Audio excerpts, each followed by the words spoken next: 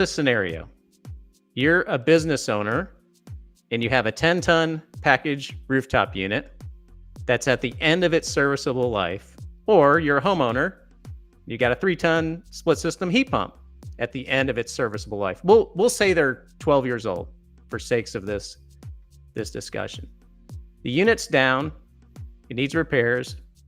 Do you A, repair the unit, B, get a brand new R-410A unit, which you can get right now out of a warehouse, or C, do you repair it in just enough so that it can get you to get one of the new refrigerant units? So that was a lot of stuff there. But what I'm trying to say is, do you fix it or do you flip it? Like, right, you got this R-410A unit.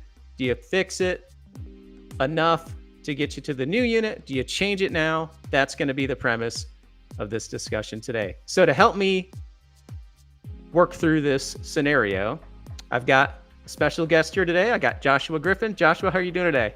I'm good. How are you doing? He seems to be happy. So I feel a little intimidated here because I've got like YouTube HVAC royalty on the show here. Tell people how famous you are. Just let them know how, like Tom Cruise famous, like when you walk through an airport, or. Oh yeah. The groupies, they want me to sign their butt cheeks. That's how famous. Oh my I've gosh, gotten. you're taking this podcast into whole new areas here now. So I had a email sent to me yesterday, and a lady said, "Hey, you were there's this list that this guy compiled of the most influential HVAC influencers on the internet, and wow. you're number 17." And What? my first response to my wife, I didn't say this to the lady. I was just like, "Thank you for sending this to me." But I told my wife, I was like, why am I 17? Why am I not number 3? couldn't be happy with that 17. It gives you something to strive for, right? That's right. Well, I'm sure I was like number 450. So one day I'll be up in the teams. No way. I'll be able to have that conversation. But No hey, way. thanks for coming on the show today. Hey, thanks for having me. I'm a big fan of yours, and this is a really cool topic because it's ever evolving. I think that this was if we had this conversation 2 years ago and maybe even a year ago, there was a simple answer. But now, depending on your situation, depending on a lot of variables, there are decisions to be made that you may not have made a year ago, Correct. Yeah. And it's like, I just got an email the other day from a business owner. Hey, she's very environmentally conscious per her email. I want to get one of the new refrigerant machines, but the contractors are telling me I can't get one right now. And I've talked to 3 of them. I said, well, they're probably right. What do you think? They're making that up? Like, we can't get them right now. So, let's, for those who don't know what's going on in the industry, let's take a step back and maybe we'll just go through some milestones here. So we've got R-410A is the major refrigerant we have in split systems and package units. It's been around for a long time. The shift in the world environment is to go to what's considered low GWP refrigerants. So low global warming refrigerants. Now, when we say GWP, we're talking about the refrigerant molecule itself, not the GWP that might be produced from the unit. So there's a little bit of confusion there, right? It only has to do with the refrigerant in the unit. So the GWP of R-410A is 2,000 something, and then the GWP of the new refrigerants are lower than 700. So that's kind of the shift. And in the HVAC industry, we don't make up the rules. We just kind of respond to the rules. This particular rule is come down from the EPA, okay? Following suit with the worldwide kind of shift towards these environmental movements. And every couple decades, there's another one. Like when I first started, it was the ozone was the big thing. Remember the ozone layer? Remember that big hairspray thing in the 80s? Like there was we're all going to get fried. We're all going to get fried. So that was the big shift back then. So we went from CFCs, chlorofluorocarbons, to HCFCs to HFCs. So we slowly transferred to refrigerants that don't have any chlorine in them, because chlorine's what attacks the ozone, yada, yada, yada. So the ozone's made a big comeback. There's not a big hole anymore. So that's good. We need the ozone. It keeps us from getting fried, like you say. But so now it's all about GWP. So basically what the important milestones are is, as of R-410A HVAC, you cannot ship a unit with 410A refrigerant in it unless it's commercial VRF. That's a different thing. That gets an extra year just because of its complexity, I'm assuming. I'm not really sure why, but I think it's just because to change that over, it's very complex. So right now we're kind of in this quandary, right? You kind of got manufacturers are taking the last orders for 410A because manufacturers, this is and you do a lot of stuff on social, Joshua, so you probably heard this, right? This is all a scam from the manufacturers to make money. Right. It's manufacturers can't stand this stuff. It's very well, explain it better than I can. It's a pain to change over these refrigerants as a manufacturer, right? I think the biggest thing with this, now we can argue whether or not this is a good thing, but the new equipment also has extra hardware and new things that can go wrong, because these, and maybe wrong is not the right word to use, but new things, new hardware such as sensors that are going to sense a refrigerant leak, and then that unit will go into mitigation mode because of in the name of safety. And so these things obviously, at the end of the day, if nothing else, they cost money to design, to engineer, and to produce from a raw material standpoint. And so I think you're right. I think most of the manufacturers, if they were to get a vote in this, they would probably vote for, let's leave this alone, and I got good margins right now, and let's just move a bunch of boxes. They would probably rather not have to invest in, new ways of assembling these things in the factories and all of that, right? They've already built the assembly line. Let's just make money off of it now, I'm sure, is what they would probably vote for. So 100%. And most of the feedback we get, so if you're a manufacturer and you're using 410A, you've got basically two viable options. You got R32 and 454B. Those are the two replacements. A2L classified refrigerants. We'll talk about that in a minute. But in manufacturers, we rep products that have both, that use both, use both those refrigerants. And as a manufacturer, you have to determine, first, you got to determine which one you're going to go to from 410A. There's many variables they look at. Then you got to design it. You got to engineer it. You got to order out, it's all new compressors. It's not the same, gear in the equipment. There's UL ratings because they're now classified as A2Ls. And then there's more complexity to it. So the point of that whole discussion there was to say, this is kind of, we react as the HVAC industry to this. Now you've got to make a decision. When's the last time you can order 410A equipment? Like, I'm manufacturer A, I'm telling you right now, this month, and it's different for everybody. This month is the last time you could order 410A machines. And the reason that is because they want it, if they've got an inventory of compressors, they want to get rid of that. They want to use up all that equipment so that that parts, so they could start shipping and manufacturing the new refrigerants. So the quandary is, if you're an owner or a homeowner or a business owner, either one, right? And you've got a unit that's old and it needs to be replaced, do you just replace it with the 410A unit, or do you patch it up and wait for the new unit? So what are your thoughts on that?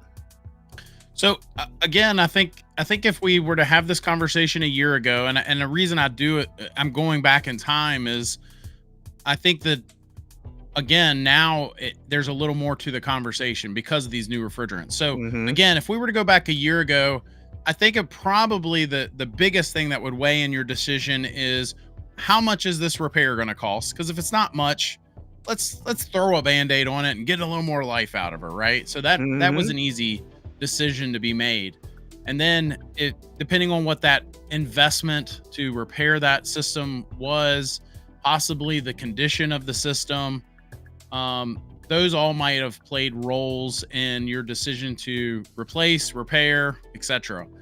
But and so I will say this: even when we heard grumblings and knew that this was coming, I would have folks ask me, "Hey, should I wait?" Obviously, if 410 is getting phased down, it's probably going to go up in price as it becomes more scarce. Should I wait? And for the longest time, I told them, look, we've got plenty of years to come. This isn't like R22 where it's going to get completely phased out and a light switch at some point, which I would argue that R22 wasn't a very drastic switch either. However, this 410 is going to be around a little bit longer.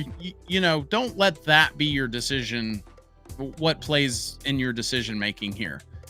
However, now I have changed my tune. I've changed my tune for the last 2 or 3 months, and I'm now the guy that has been saying, if I was talking to my own mom, I would probably tell her to wait. You're that guy. You're that guy now. I'm now that guy. I changed my tune just like just like a politician would, and I think now, for me personally anyway, I can't speak for everyone in every situation, but if I could band-aid that system, if that's the word we use, if you want to repair that system, again, if it's not a large investment, then obviously it's still a no-brainer on that 12-year mark, right? That you were using. Right. But let's just say that it is a large investment, that you're going to have to put a couple grand in it to repair it, pay for the refrigerant, pay for the materials and the part, labor, whatever, to put that a part in there to get that system repaired. I don't know. Now might be the time that you might want to wait. Let's get a little more life out of her. And instead of buying a 410 system that we already know that refrigerant's being phased down, maybe, just maybe, it's time to finally wait until those new refrigerant systems come out. So you're leaning slightly towards, and it depends, right? It depends on if it's a bad compressor, but you're looking at the coils like, dude, these things are going to last. Like, you're lucky if you get through the summer. You might be spraying the garden hose on them, but we could patch you up to get to the new refrigerant unit. In that scenario, does it make more sense just to say, dude, just put a new 410A in here? You're gonna end up spending half of the value of getting a new unit on this unit. So it's kind of depends, right? It depends on what the state of the unit is. Is that what you're saying? Yeah, and because here's the thing, we're not, again, even just 6 months ago, we had some time. We had some time to some time to suffer. But now I know we're in the summer and there's going to be some suffering maybe, but at the same time, we're now on the cusp. Like, I think that some of these manufacturers are saying, at least on the residential side, we're in the home stretch here. Any day now, brand X is going to come out with their first one hitting the market. And then brand Y is a week later. And,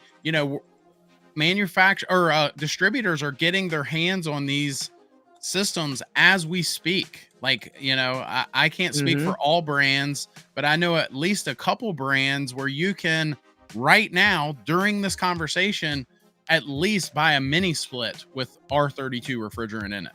Yeah. And so we're here. It's the time we finally crossed the ocean and we're seeing land for the first time. That's right. And we're there, so. Yeah, I'm kind of torn, as a guy who's been selling commercial equipment for a lot of years. I'm torn between getting that tried and true tested 410A unit they've been making for a decade versus this new unit, right? Like serial number 001. We've all been there and sold the new exciting thing and be like, and I know, like, all manufacturers that I know of, whether it's a competitor to what we rep or the stuff we rep, they do a really good job of testing this stuff in the factory, because field problems are very expensive to manufacture and very problematic to everybody involved. But, it's getting that new, just like, I'd like to see it get out there. My advice would be, if you can, is let it get out there, let it get tested, then get one. The problem is there's just no time, because the 410A ones are going away anyway. So you're going to be in a month or two, you might not be able to get a 410A one anymore, unless you got some remnant inventory in a warehouse or something like that. My kind of stance is, if you need a unit right now and it's more than 20% of the cost to fix it, just get a 410A unit. Like, that's my stance, because I think you can get a good discount on it right now, and people are ready to move them. But there's so many different variables. I have a 22 unit in the cabin up here, and I just bought a 410A unit. So there you go. So that's kind of how I roll on it. But I didn't want to wait, because I had to put 22 in there last year, and boy, that was not That was not a cheap endeavor to put a couple pounds of refrigerant in there. So, that's kind of, and again, it's like, it just all just depends. So any thoughts on all that rambling I just gave you? Well, no, I will say that is one thing that keeps getting pointed out to me that I think is something to mention, because and so what I'm talking about is, because of these new the new way of mitigation and the new hardware and all of that, the new equipment is going to cost more. At least that's what we're being told. I cannot verify that. I've not laid hands on one of these systems yet. I think we will in the next couple weeks, is what I'm hoping for, or at least have the ability to order one in the next couple weeks. But I think that that is the only other variable here that might play a big role in your decision making, in that this new equipment is going to cost. I've heard different numbers. I don't want to throw a number out there. Right. We just don't know yet. Wise. Yeah, but they are going to cost more. There's more hardware, if nothing else. And if it's a communicating system, then maybe not necessarily hardware from a standpoint of having a control board, but you're still going to have the sensor. You're still going to have the internal programming and all of that. And all of that costs money, unfortunately. Those engineers want to be paid what they designed it. And so that is the other variable here that folks are considering, that it is going to cost more for these new systems. So maybe, just maybe, like you said, save a little money, go ahead and get a 410 system. And maybe might be your decision. That's not the decision I would make, but it's a valid decision. It's a valid point. 100%. Right. So if you watch this show, you're going to leave here with going, well, what do I do?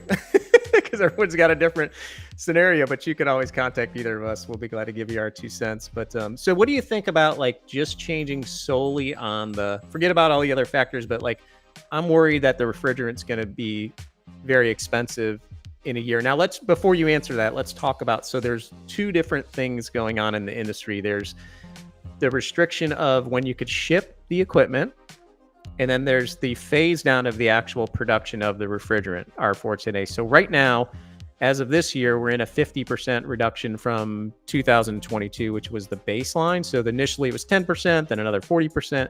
So right now, you can still make 410A at a pretty decent capacity for a couple more years, and then it reduces around. So it's not like they're just shutting the spigot off on 410A. Also, I think recycling is going to take a big jump in all this, because there's tons of 410A equipment out there.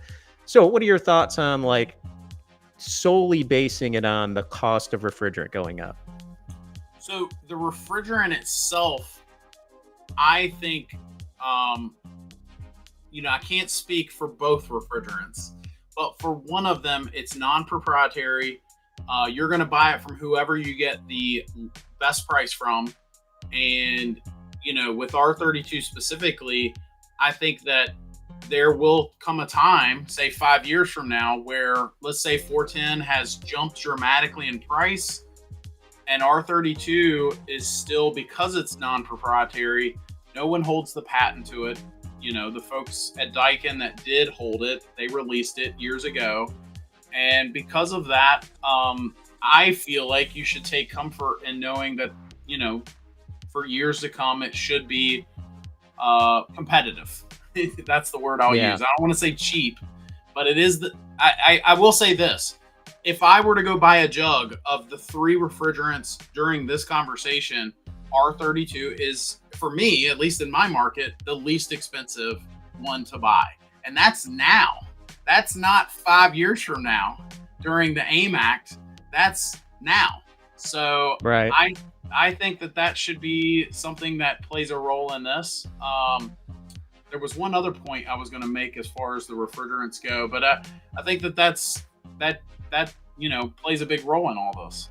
Yeah. The good thing is, I think there's going to be, just like R22, you can still get that today. It's crazy expensive, but this is like a decade after the transition, so it should be pretty scarce and pretty expensive. But yeah, I think solely based on the prices, and people forget sometimes you only need it if your unit leaks, right? Right. You're not putting, it's not like changing the oil in your car, like you got to go change your refrigerant every couple of months. You're only going to use that if there's a leak. And if you got a unit for 15 years, you're probably going to need to charge it a few times. I mean, that's just the nature of the deal. But yeah, so I don't like this solely on that factor. And from an environmental standpoint too, I kind of like, and I use this example from earlier, it only has an environmental impact if the refrigerant leaks out of the unit, right? And rarely do you get a situation where you lose all the refrigerant. You might need to top off because you lose a little bit over time. But so just don't. I would caution people on, if that's your sole driver, like I want to be more environmentally friendly, I think that's great, no problem. But like, it only infects. It doesn't. Some people think the GWP aspect is the unit uses less energy and it produces less global warming potential, but that's not really the case, right? Because the efficiencies are pretty similar in terms of the 410A versus the new machines, correct? Is that what you're seeing? Well, I'm glad you said that. So not only are they more efficient, but that is the other point I was going to make, is the new systems will hold, generally, that there's exceptions to every rule, but generally they are also more efficient. So they hold less refrigerant to get the same capacity. That might also play a role in your decision making. If you got this big honking, 5-ton system that holds 15 pounds of 410, 15 pounds of 410 at whatever price multiplier, that can really add up after a while. So let me ask you a question. Go for it. If I may. I was asked this yesterday, and I'd just be just throwing this out there to you as a hypothetical. What do you think about someone buying a pallet of 410 and then just storing it as an investment for the next, and then 10 years from now, you double your money or something? I don't know about that. I guess if you got unlimited warehouse space and it's like, what else could you do with that space? That would be the first question I could ask. I would definitely buy some now if you're doing a lot of service work, which you would probably have some anyway. But, I just got an email from a guy. He's our head of our GM and parts for all of our brands. And the price of 410A has actually gone down a little bit. So like any other investment, you take a big risk. If everybody starts recycling it and it gets flooded with supply, then you're gonna lose money in that. So for me personally, I don't know. I would be like, if you got a business, you probably got some lower hanging fruit, to work on. I would say, how's your website look? That's the first question I would ask, because I'm a marketing guy. Like, how does your website look before you go buy that pallet of refrigerant? Maybe you should invest on that. Yeah, there you go. There you go. I had a father. So my father-in-law a few years ago. So my father-in-law he's retired, but he was a waterman by trade. So essentially a commercial fisherman. But then down here they call them watermen. And so he would catch oysters in the winter. Sorry to go down a rabbit hole here, but go for it. So he would catch oysters. I'm not sure catch is the right word, but he would get oysters in the winter time, and then get soft crabs, keeler crabs, in the summertime. And so he had this this cooler, walk-in cooler type space with these plates, and it had R-12 refrigerant in the refrigerant lines. And so we needed a jug of R-12 one day, and we found a guy that had one, and he was very gracious about it. I don't think he charged us. I mean, he charged us, it wasn't cheap, but I later went online and started looking around and started finding, different websites where guys were charging thousands of dollars for a jug of R-12. I can't imagine if there's any even still out there, what they would charge for it or could charge for it. So yeah, that's a good eBay maybe, but be careful, right? Yeah. That brings up a good point. I've seen quite a few articles on, and I believe this happens normally when there's a transition, on counterfeit refrigerants coming across the border. So, just a heads up out there, don't take that risk. Be super careful, because you could really get in a lot of trouble. I don't know what kind of trouble you can get in, but I'm sure getting in trouble with the EPA with something like that's not good for your business. So just a heads up to be careful about that. If you Google counterfeit refrigerant, I think the ACHR News does a really good job of covering, what to look out for and be careful. So that just kind of jumped into my head when you said that. And the other thing is, like, a couple of things I wanted to talk about while I got you here. You can't, just so there's no confusion, like, the new refrigerants are not drop-in refrigerants for R-410A units, right? Like, there's a lot of, well, can't I just take a R-410A unit and put the new refrigerant in there? No, you cannot. Well, physically, you probably can, but you would void the warranty. You'd be breaking all kinds of laws, codes. The UL rating would go away on the equipment. You'd also void the warranty if there's any. So be super, super careful of that. If you're at a R-410A unit, and I know the new tanks have the reverse threads on the refrigerant tank. So they're reverse threaded for a reason. You have to have an adapter to hook them up to the gauges. And why don't you talk a little bit more about that? You probably know more about that side of it than I do. Well, I don't know about knowing more about it, but I think I should be learning from you. But the interesting thing about all of that is it's not just because I was always the guy that when they would say, well, you can't put R32 and R-410A system, or you can't put MO99 in an R22 system. Remember that was when all these drop-ins or replacement refrigerants came out, conversations were being had like that. And I was always the guy that would say, well, why can't I? Like, what would happen? What would happen if I didn't completely recover? You were a troublemaker is what I'm hearing. Yeah, still am. But what would happen if I didn't recover 100% of the R22 out and I put a different refrigerant in there and blended them, right? What would happen? And so I think at the end of the day, aside from all of that, aside from the fact that you probably could get in some big trouble, these new refrigerants being mildly flammable, what about the safety side of things? If you're going to put, an A2L refrigerant in a A1 system, there's not mitigation equipment in there. If it does leak out in their house, is it as flammable as an A3 refrigerant? No. Will it blow their windows out? No. But it could catch their sleeves on fire. Could, in the right scenario. Right. And so I would not want to be that guy. I've actually taught classes on the new refrigerants, and I've had, some guys in those classes, technicians, if you want to call them that, and they're a little too transparent in that they'll say, well, yeah, I'm used to breaking this rule and cutting corners here and there. And what about with these new refrigerants? And my answer is always, I wouldn't want to be that guy. What if something did happen?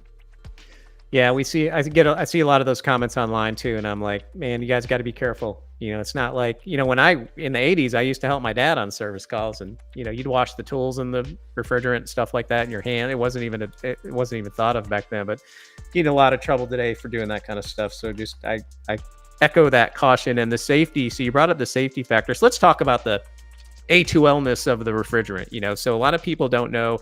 So the A2L comes from ASHRAE 34, which is it designates the safety of refrigerant in terms of flammability and toxicity. So the A means it's non-toxic.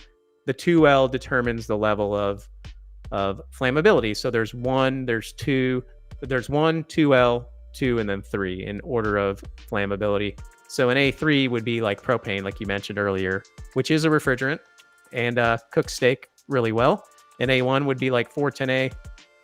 There's an A2, but then, the R32 and R-410B aren't quite an A2, and they're just barely an A1. So they're just a little bit over that. That's why it's A2L, which stands for lower, I believe it's lower flammability. Yeah, I'm looking at my thing here, lower flammability. So, you could look up videos on YouTube, and I don't suggest anybody try this at home, but you can look up videos of YouTube of guys they got a tank and they're in it, they're in a reasonably safe area and they're lighting it to show it's really hard to light, right? Like, it's not like propane, but it is very serious if you violate the UL rating and the codes of the building and put it in the warranty. So it's, we share often about, don't be frightened of the flammability aspect of it, but we do that with caution and say, look, that doesn't take away from the seriousness of the other aspects, the UL and the codes and everything like that, right?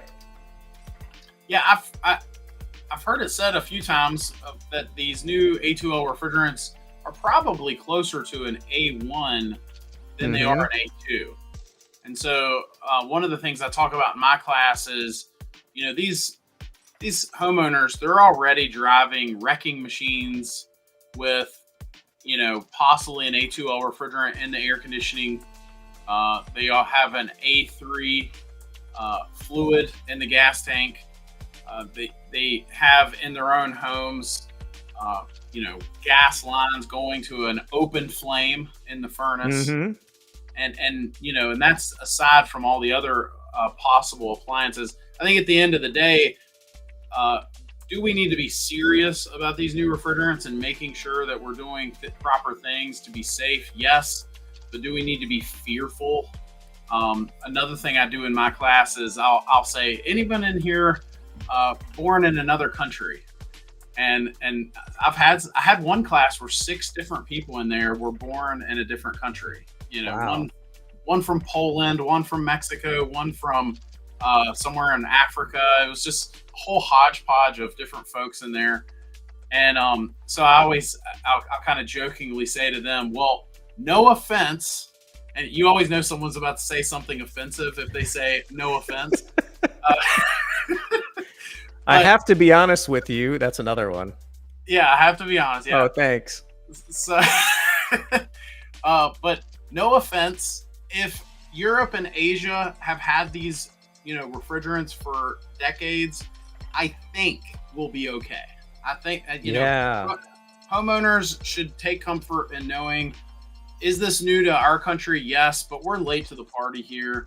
Other countries have had them for years, and there's no reason to be fearful at the end of the day. So I do think we should be serious, but I love some of those YouTube videos that I've seen.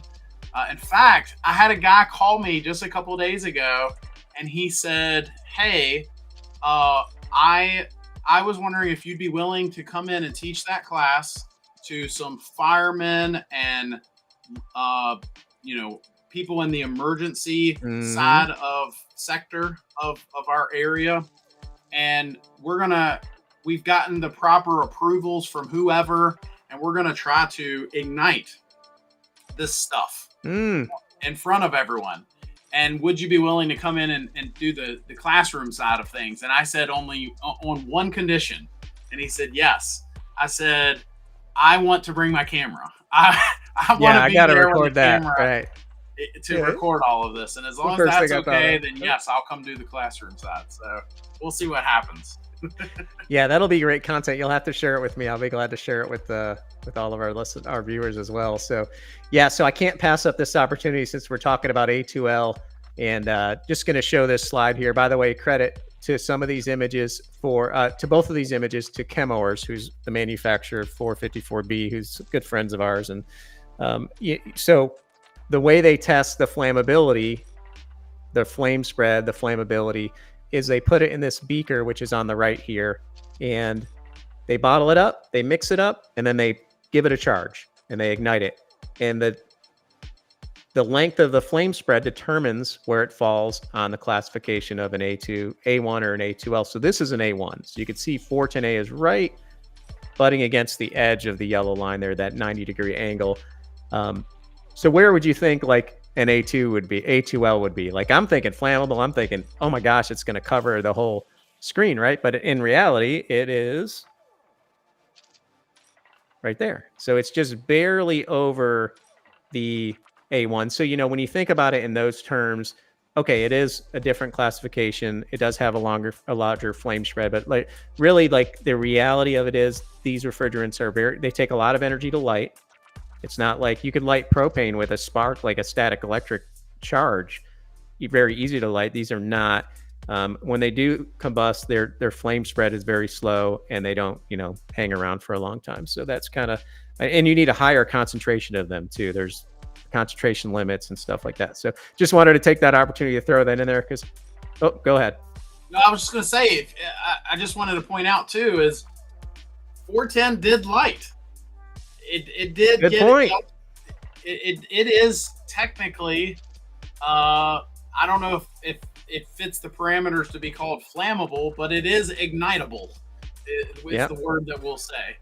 And, I think most of your audience, they're a little, you've got professionals and different folks that follow your content. So most of them already know this, but just throwing this out there, and that is 410 has R32 in it. It's made up of half R32. So again, at the end of the day, if we're talking to a homeowner or a customer, they don't need to be fearful of this stuff. They've already got it. 410 already has R32 flowing through those refrigerant lines. It's going to be okay. Two very good points. So I love what you said about, being safe, but being cautious, but not fearful. That was great. I love that. I'm going to have to borrow that. That's a really good one. And then, you've already got these A2, you've got A2Ls if you got a car, like you said, over the last couple of years, your air conditioner has an A2L refrigerant, right? And then the gas is, of course, very flammable. So we've got all these things. So I like, and the other thing you brought up, which I don't do a good job of saying, is these been around for a while. Like, these are nothing new. They're new to us because we're way behind the curve in terms of the movement globally. I mean, in Europe, they're already on to the next thing. Like, they're already looking at the next deal, which I don't know. I need a break. Like, this was hard enough trying to learn all this stuff. Like, and I tell you, man, it is so confusing. It's getting a little better about the information out there, but a year and a half ago, I started I had to figure out what's going on. What is an A2L? What's going on with all these? And it's so, when you Google it online, it's so confusing. So, what advice do you give? Because I know you work with a lot of homeowners, Joshua. What advice do you give to someone who's looking to change their system? They're confused. They're looking to find a good, reputable person in their area. Besides calling you where you live, what do you recommend they do? Well, they can't call me anymore. I sold my company.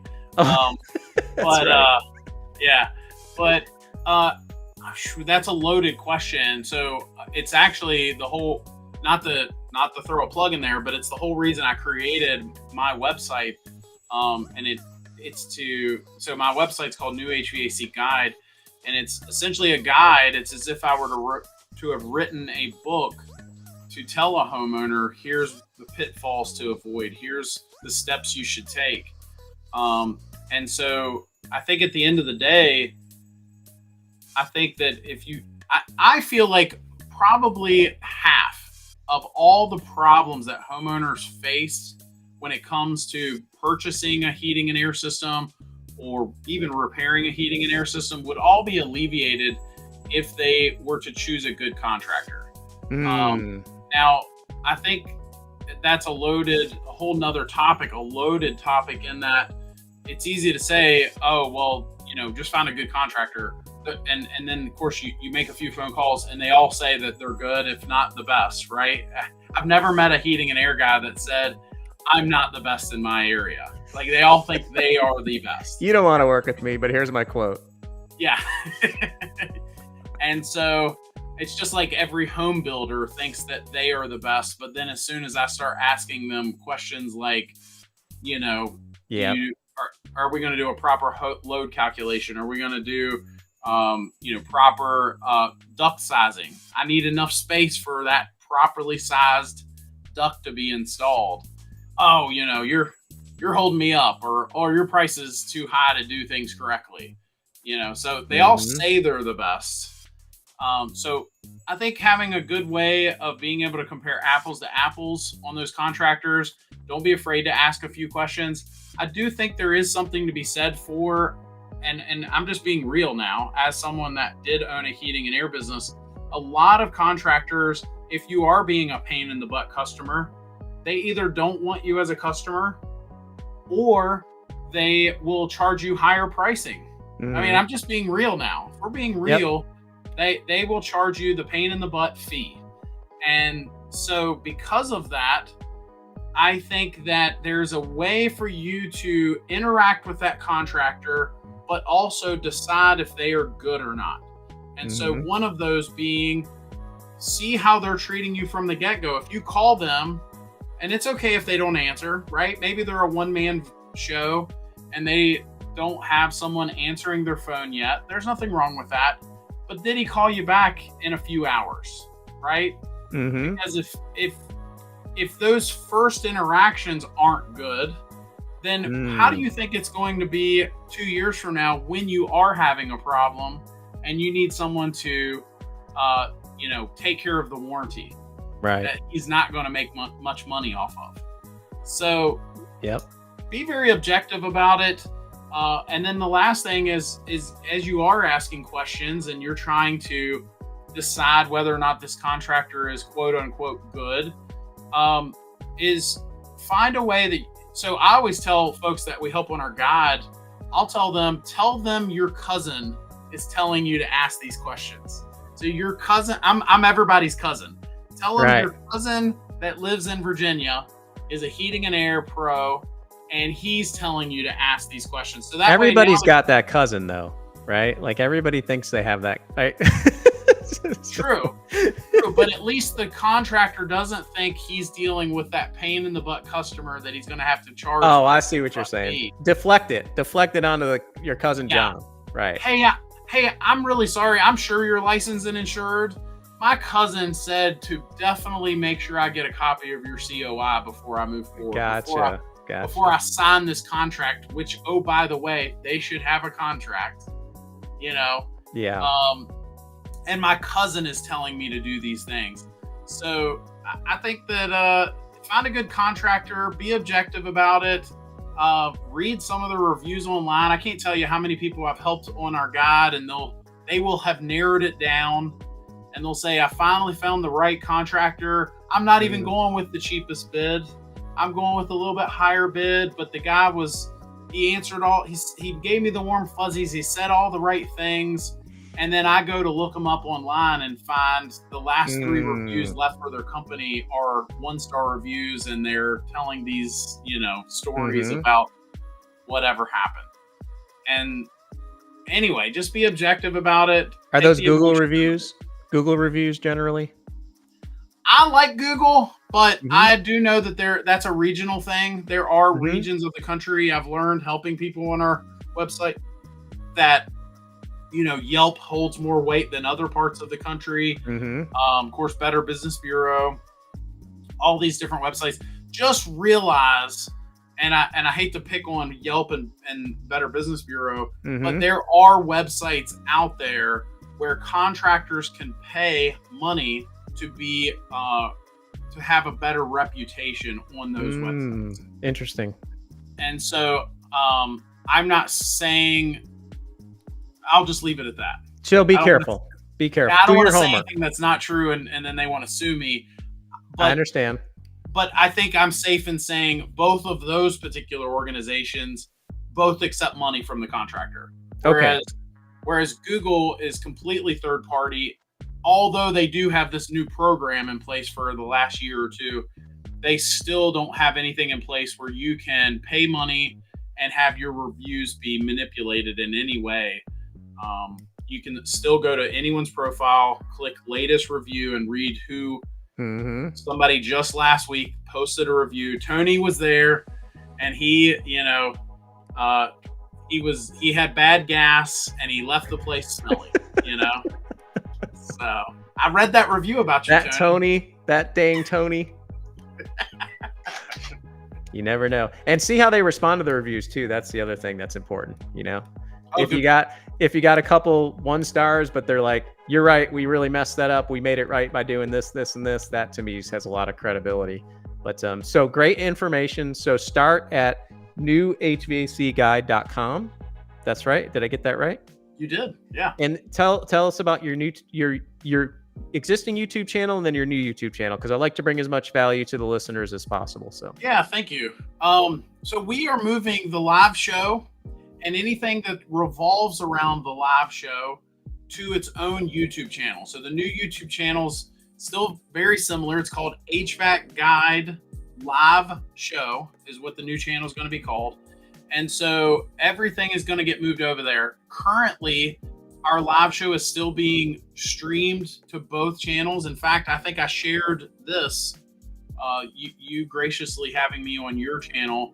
I shared this on both of those, but it's going to do a couple things. The first thing is I do a number of things. One of the things I do is I have a mastermind group where I meet with a couple different groups of pros, and we talk about, some of the things you and I are talking about, but more from a behind the scenes, how to grow a business, how to treat the customer correctly, how to do business right. And it's not even necessarily that I'm some guru like a lot of guys portray. It's more of getting some really smart guys in a room together, guys rubbing elbows with folks fighting the same fight that you are, and they get to, bounce ideas off of one another. So obviously, something like that doesn't really fit in with videos for homeowners, Right. And so giving all this stuff that has nothing to do with being a guide to HVAC for homeowners, a new home. So everything's getting moved over there. We're still going to be posting content for homeowners and still trying to give information. It's more about growing and trying to cover more bases. And I'm just really excited about it. Once we get to, I don't know, I don't even have a number attached to it yet, but we're growing on the new channel, adding subscribers every day. Probably once I get a couple hundred subscribers, then we will stop streaming the live show to the old channel, and only focus on content for homeowners on that channel. But yeah, so new home HVAC guide live show, and again, that we're going to be doing content for homeowners, for pros, for having awesome guests like you were on our show not long ago, and just having a really, honestly, the thought process, and since then I've seen some other cool shows come out, but having a place where anyone and everyone can come and watch a show and get information that they're not getting anywhere else. That's the hope and dream. And so we had a gun expert on there talking about how professionals need to make sure they're abiding by laws, but also staying safe, and when they're doing work. We've had all kinds of cool people. We've got Ty Brannaman, who's, I think if there was a Mount Rushmore for trainers in our industry, Ty he's would great. probably be on it. He's going to be on our show. I believe it's week after next. He's great. Yeah, he's a good resource. Yeah, so I'm excited about that.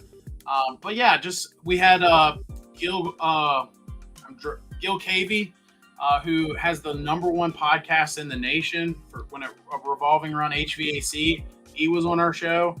So just having not just a show that's entertaining, but a show where giving somebody like, say, Gil or Ty a chance to say, yeah, I know I normally do this sort of stuff, but let me give you some info on something that I don't normally even get to talk about, sort of deal. And so, you get to hear Tony tell stories about, something really embarrassing. So you got to go back and watch my show. I'm just kidding. But yeah, I'm excited. If you can't tell, it's been a while since I've been super excited about something we're doing, and the live show itself having its own home is I'm pretty excited about. That's awesome. Well, I think that's a great way to end it. That sounds exciting. I'm going to have to go check it out. You want to come back in a few months? Tell us how it's going? If you'll have me. Absolutely. Absolutely. So thank you so much, Joshua, for coming. And thank you all for listening to the Engineers HVAC podcast. Got a big heart coming at you from Joshua. And I'll put up some QR codes here in a minute. You can check out our YouTube channel, which is at HVAC-TV. You can go to YouTube and just type that in. And again, from the folks at Insight Partners here and Hobbs and Associates and all of our family of brands, we greatly appreciate your support and listening to us. And hopefully we're bringing some value. And Joshua, thank you so much again. You did an incredible job. And as always, you brought a lot of value to our listeners. Thank you. Thank you. All right. I'm going to put these QR codes up. Will you hang out with me in the waiting room for a minute? Yes, sir. All right, buddy. Thank you.